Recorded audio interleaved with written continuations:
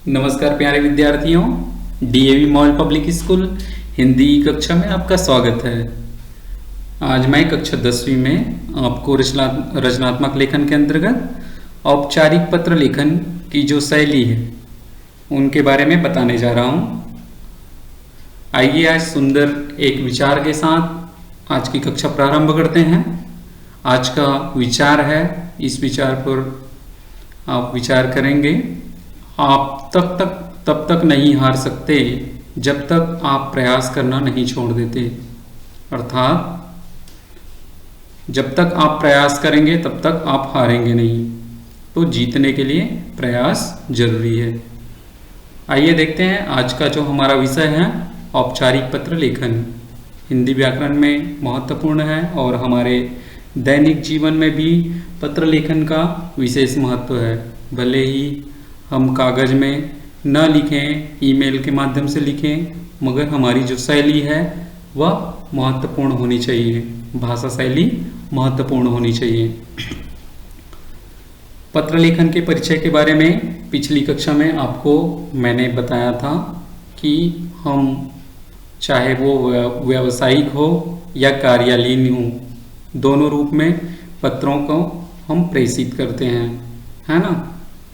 पत्र लिखने के तरीके के बारे में एक बार और स्पष्ट कर दूं। पत्र सरल भाषा में लिखी जानी चाहिए, जिसमें कोई भाव उलझा हुआ ना हो, बनावटी नहीं होना चाहिए। पत्र लिखने का जो मूल उद्देश्य है, विषय है, वह स्पष्ट होना चाहिए। एक अच्छा पत्र वह माना जाता है जिसमें लिखने वाले ने क्रमबद्ध तरीके से अपने विचार अभिव्यक्त करने की क्षमता प्राप्त की हो, और क्षमता उसको प्राप्त होती है जिसका भाषा पर अधिकार है ना। पत्र दो प्रकार के होते हैं। इसमें हम आज औपचारिक पत्र के बारे में पढ़ने जा रहे हैं। अनौपचारिक पत्र पिछली कक्षा में आपने पढ़ा। कार्यालयीन पत्र, व्यावसायिक पत्र, ये दो प्रकार के पत्र है। पत्र के अंग जो बहुत ही महत्वपूर्ण है, सबसे पहले ऊपर में औपचारिक हो या अनौपचारिक हो, उसमें जो पत्र भेजने वाले या पाने वाले का पता और तिथि होना जरूरी है। दूसरा, संबोधन और अभिवादन करते हैं। इसके बाद मैं आपको पत्र के जो प्रारूप है उनके अनुसार इस अंगों को समाहित करके बताने का प्रयास किया है। तीसरा, पत्र की जो विषय वस्तु सामग्री है, जो मूल है, वो बहुत ही महत्वपूर्ण होती है ना। और चौथा नंबर में आता है हस्ताक्षर से पहले की शब्दावली, हस्ताक्षर या स्वनिर्देश, ये पत्र के महत्वपूर्ण अंग है।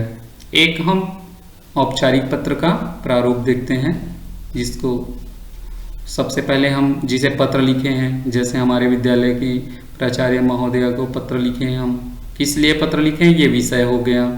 चिकित्सा अवकाश के लिए पत्र लिखे हैं। संबोधन कर रहे हैं महोदय जी या महानुभाव या महोदया जी, ये हम यहाँ पर संबोधन के लिए, जैसे हमने ये अंग लिया है बाएं तरफ और दाएं तरफ, पत्र लिखने का प्रयास किए हैं। विषय वस्तु, किस कारण से आपको अवकाश चाहिए या जो विषय के कारण आपने पत्र लिखा है उसको यहाँ पर विषय वस्तु में दर्शाया जाता है ना। उसके बाद पांचवें में पत्र लिखने वाले का और पत्र पाने वाले का संबंध होता है। जैसे विद्यालय की प्राचार्य है तो वहाँ पर शिष्य आ जाएगा। यदि जिसको हम नहीं जानते हैं, कोई अधिकारी है, तो हम उसको प्रार्थी या भवदी लिख सकते हैं। पत्र लिखने वाले का नाम यहाँ पे लिख सकते हैं। यदि हम जिसको जानते हैं पत्र लिख रहे हैं, परीक्षा भवन में हो तो वहाँ पे नाम न दर्शा करके क ख ग अ ब स लिख सकते हैं। और 7वें नंबर पे आपके आते हैं तिथि। तिथि मतलब होता है दिनांक। जिस दिनांक को पत्र लिखा गया है उसको नीचे लिखा जाता है ना। तो ये हो गए पत्र लेखन के नमूने। एक उदाहरण यहाँ पर, बहन की शादी पर अवकाश लेने के लिए प्रधानाचार्य को पत्र। तो सर्वप्रथम हमने लिया सेवा में प्रधानाचार्य जी, सर्वोदय कन्या विद्यालय, मयूर विहार, दिल्ली, बहन की शादी के अवसर पर अवकाश हेतु पत्र।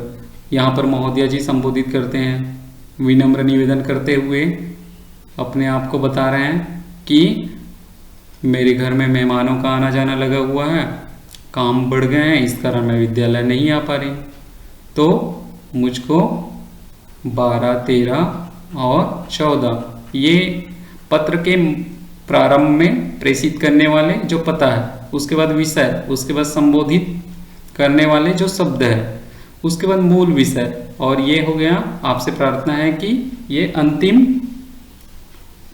भाग पत्र के, और यहाँ पर आपकी आज्ञाकारिणी शिष्या, नाम, कक्षा, अनुक्रमांक भी लिख सकते हैं, और जैसा कि हमने पिछले ये में बताया दिनांक। आगे उदाहरण देखते हैं।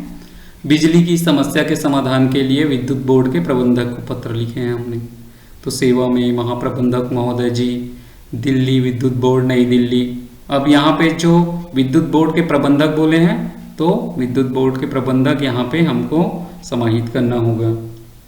बिजली की समस्या के समाधान हेतु महोदय जी, सविनय निवेदन है कि मैं लक्ष्मी नगर क्षेत्र का निवासी हूँ। मैं आपका ध्यान इस क्षेत्र में हो रही बिजली की समस्या की ओर आकर्षित करना चाहता हूँ। लक्ष्मी नगर क्षेत्र में अनेक बिजली के संकट के कारण इस क्षेत्र के निवासियों को भीषण कठिनाइयों का सामना करना पड़ रहा है। इस प्रकार से अपनी जो विषय वस्तु है यहाँ पे हमने पूर्ण समाहित किए, और उससे निवेदन करते हुए कहते हैं कि आप हमारे क्षेत्र की समस्या को दूर करने का प्रयास करें, कार्रवाई करें। धन्यवाद देते हुए यहाँ पे जैसे कि हमने बताया भवदी, क्योंकि हम विद्युत अधिकारी को देखे नहीं हैं, न जानते नहीं हैं, या उनके कोई छात्र नहीं है।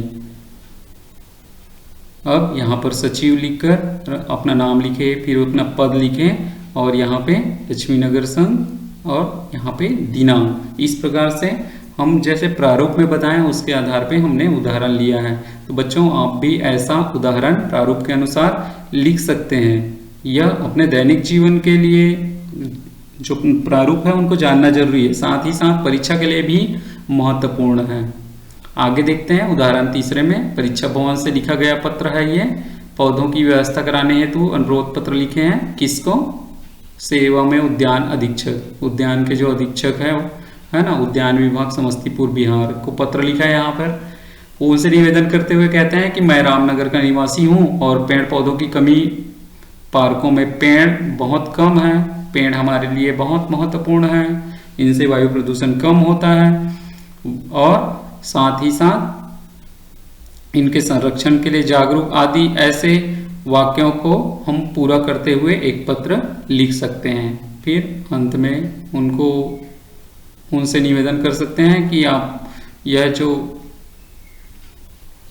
पौधों की व्यवस्था है करवाएंगे तो हमारे लिए बड़ी कृपा होगी आपकी। ऐसा करते हुए हम पत्र लिख सकते हैं, और अंत में धन्यवाद। फिर अपना भवदी या भवदिया, यदि लड़की है या लड़का है, छात्र या छात्रा है, तो क ख ग लिखें या नाम लिख सकते हैं। तो ये इन प्रारूप के अनुसार से हमको पत्र लिखना है। आशा करता हूँ आपको अच्छे से समझ आया होगा जो आज हमने औपचारिक पत्र लेखन के नियम और प्रारूप के बारे में बताया। इसके पश्चात आपको अपनी अभ्यास पुस्तिका में ये जो प्रश्न दिए जा रहे हैं उनको लिखना है।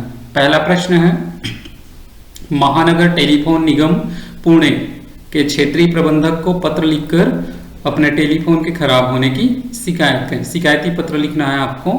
किसको लिखना है? महानगर टेलीफोन निगम पुणे के जो क्षेत्रीय प्रबंधक है उनको पत्र लिखना है। दूसरे प्रश्न में, खाद्य पदार्थों में मिलावट की गंभीर समस्या के बारे में स्वास्थ्य विभाग के निदेशक को पत्र लिखना है। स्वास्थ्य विभाग के जो प्रमुख है, निदेशक कहते हैं जिनको, उनको पत्र लिखते हुए बताना है। आशा करता हूँ कि अच्छे से समझ आया होगा आज का जो पत्र लेखन की जो शैली है, प्रारूप है। आज के लिए इतना ही। धन्यवाद। फिर अगले वीडियो में पुनः मिलते हैं।